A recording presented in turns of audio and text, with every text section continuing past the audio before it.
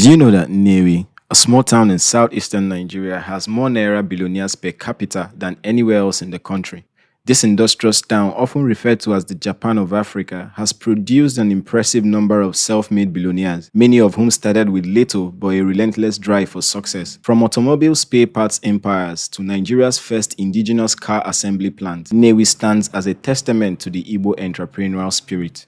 Long before Nigeria gained independence in 1960, Louis Odumegwu Ojukwu, the country's first recorded black billionaire, had already built a vast business empire. His legacy of enterprise and innovation continues to shape Nnewi's business landscape today. So what makes Nnewi such a powerhouse of wealth creation? Let's dive into the story of a town that turns ambition into fortune.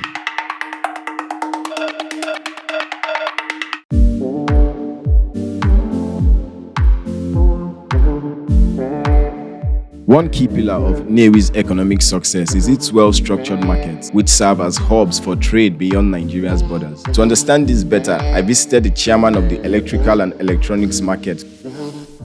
If I not AnaedoTV, about the permanent site, government relocated the electronics market in Nnewi. Inanya egafuna enwelo a very big park here. Where a lot of trucks who afia gamba di chiche. One of the biggest park in Nnewi where na convey goods to various states in Nigeria. And we truck naga Sokoto here, and we truck naga Meduguri, and we can naga Niger State. Or various states trucks ever convey goods to. Here, goods purchased from every part of Nnewi are transported to different states across Nigeria and even to other African countries. Customers na machine parts, motor parts, all the markets in Nnewi, and when I got to many places, other states in these countries. In motor naga Cameroon. Abia in Nnewi in particular, Park Electrical were the biggest. Many traders have come to Nnewi with nothing and built thriving businesses. Taking Zakonobi Ume Alphonsus for example, he arrived years ago with little but determination. Today, he's one of the biggest importers of auto spare parts from Nnewi. Zakonobi Ume Alphonsus is my name. I'm from Ezilite, Agwata. I came to Nnewi in 1981. Then I became a master. On my own. I started my own business in 1984. We started from Aba, so my master had to open branch for me here. So after some years, then I was settled. That was 84. If I started talking about what Nnewi made me or made for me, in fact, it will take us a whole day. It's a very long journey. As it is today, by His grace, I started from retailing to importation. So now I'm an importer of these motorcycle spare parts and motor parts and keke and so many other things. I'm from Imo State, but I'm based in Nnewi here. I'm a dealer on motorcycle spare parts.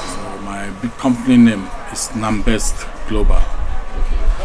The product in the market is too short, Supra quality. Nnewi have taught a lot of lessons, so because Nnewi and as now you know when you can do because you all know chara na Nnewi amahife. When obodo olo eje o marife. In terms of brain, in terms of business level, you know chana Nnewi e matter or anything. Eje obodo so ya anything because all of me here in Nnewi self here job would also make a bigger way.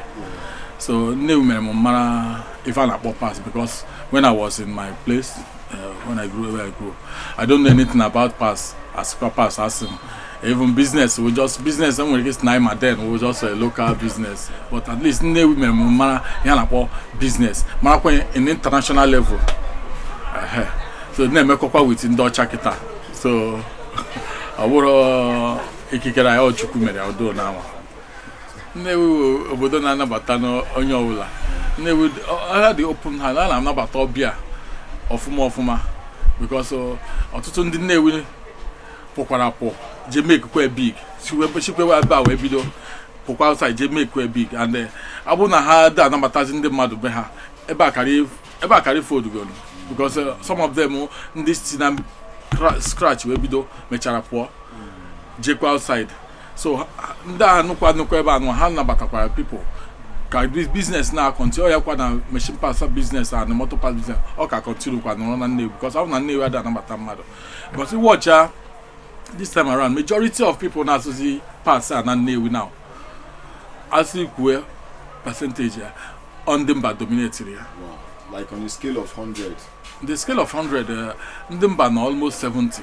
Nnewi's wealth isn't just for indigents. It has uplifted people from all over Nigeria. Here, success isn't about where you're from. It's about how determined you are. As the traders have testified, many non-indigents have come with little and built massive fortunes. This is why Nnewi is called Anedo, the land of gold. Nnewi fabole or Anedo, land of gold. By the special grace of God, Nnewi raised go a lot of millionaires, men, ama today. A lot of importers. Now the indigens here. You know, eba na various markets in Nnewi, mbati ishi on there. And the Nnewi go from all these markets in on there, make here people that matters, people ana no afafa nobodo, nambadi ishi all from Nnewi ka hasi bido. Ena no maka ogbu a wa bụrụ onye Nnewi. Kenneth yazi abụrụ onye Nnewi. Ndị a niile from this market ka hasi rise ya. Menwekwara this man a na-akpọ Ostus. Nyawa nwe plaza dị ebe a. Ọ na Nnewi, ọ Nnewi mekili ya. This man nwekwa this plaza Donaten.